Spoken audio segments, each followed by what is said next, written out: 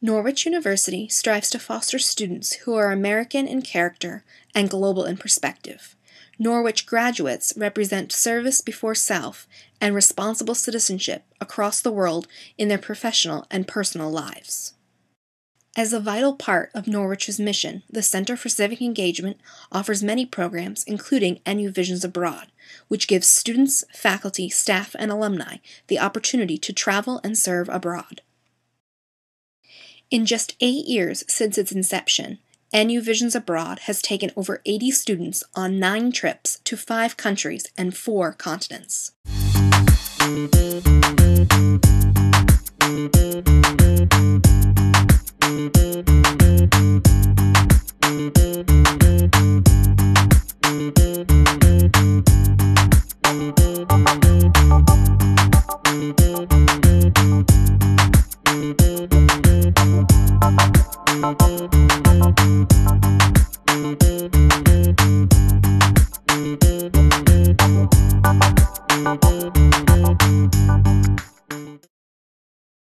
We got off the train in NUVA and it was pretty amazing.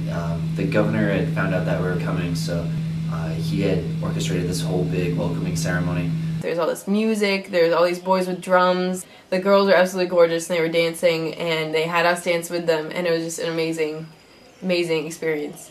We were able to dance with them, do a little bit of this and this, you know. That was really cool. It was really unexpected. I didn't think we were that important to have, you know, such a welcoming party. I would never expect anyone to ever do that for a group of average Americans just getting off a train, but I was pretty flabbergasted and taken back by the fact that they valued our time. I was a part of the education project and I loved every second of it. What we did the first day was we kind of felt out where the students were in terms of English and understanding and speaking. And then the second day we went with comprehensive lessons, like this person's going to do this person's going to do this person's going to cover this. And it was really fun. The students were great. They were really eager to learn English. In terms of our students, I think for any education student, it's pretty enlightening to go visit a foreign country and to see how different the system is, the conception of learning, the tools that they have available for learning, and then to push ourselves to try to come up with activities that will be meaningful for them. In the afternoons, we would be available if anybody in the village wanted to practice English. That was a favorite time for a lot of us, practicing scenarios, especially for the moms who have people staying in their homes. They thought the whole thing was hilarious, and how intent they were on learning was great and unexpected. One day we were teaching them some English words that they could use with their host family members. The next morning, my host mom came upstairs to our room. She got inside the mosquito net and she jumped on me and said, "Wake up!" And I started laughing. It was the best moment of the whole trip. In the States, we heard that we were going to design a learning center. And as soon as we got here, we found out that they might not need that. We found out that they would actually use a kitchen more because they have so many guests coming. And right now, the people who are actually cooking the meals are cooking underneath a tarp behind the town center. And they want a full functioning kitchen. We had a group discussion with the townspeople, basically doing programming, deciding what needed to go into the building, what the building was going to be used for exactly, where things were going to be located throughout the building.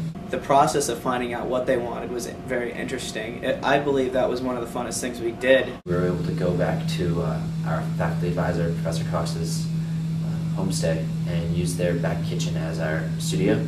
We all kind of brought all of our knowledge together. Like there was Gina, Joel, and Professor Cox who had the really artistic architecture mind, like, oh, all this, we get to put all this in. Then John comes in, how much would they cost? Can they use that? Is that practical? And then I would come in and think like, okay, would they even want that? Why is that there? We spent a couple days designing, drawing out a couple different layouts, came up with what we thought would be a beneficial, effective plan.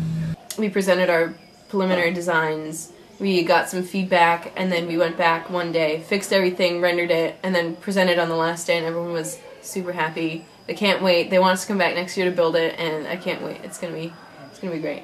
They actually come on this trip and get real-life, beneficial educational experience was well worth it, and it was awesome working with architecture students. And, you know, looking back on the whole process, I think was a much better project.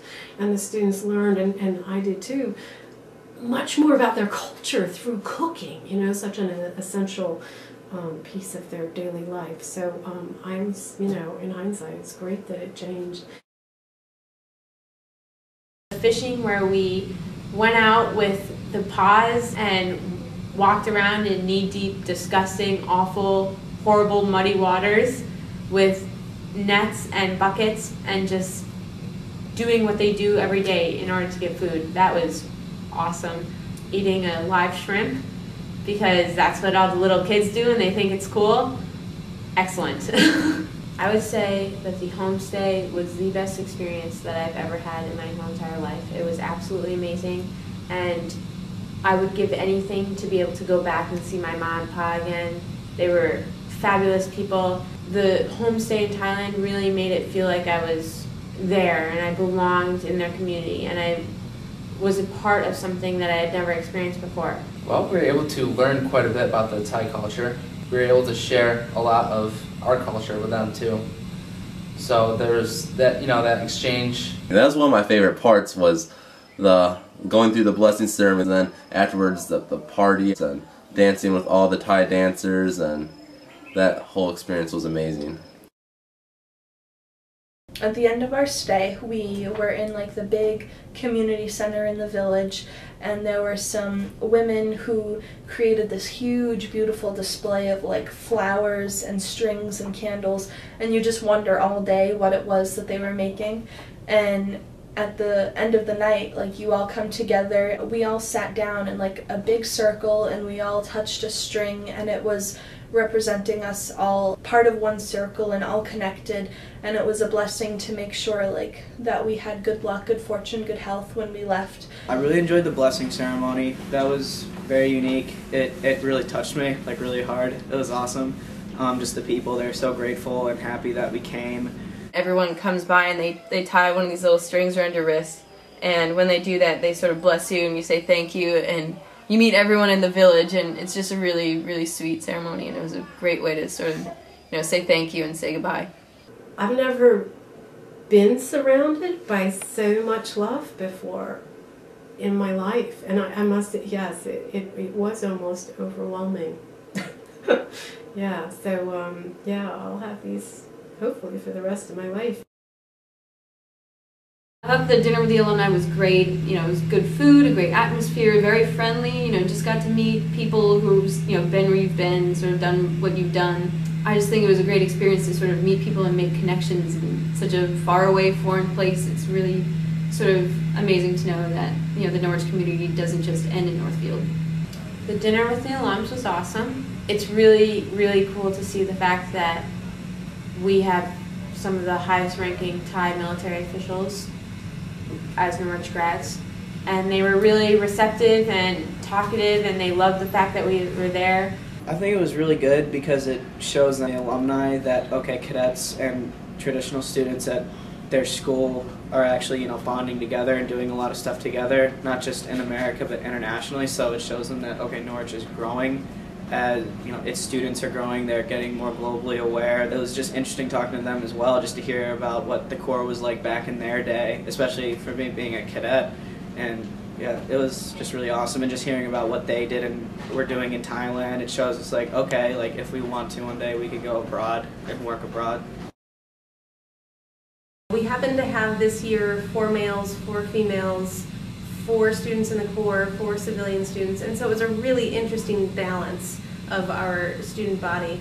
I know that some of the students are intending to go back, and I'm very excited about that. Learning things on the campus in an academic setting is very important, but a lot of that would be bookish. It's what I call bookish knowledge.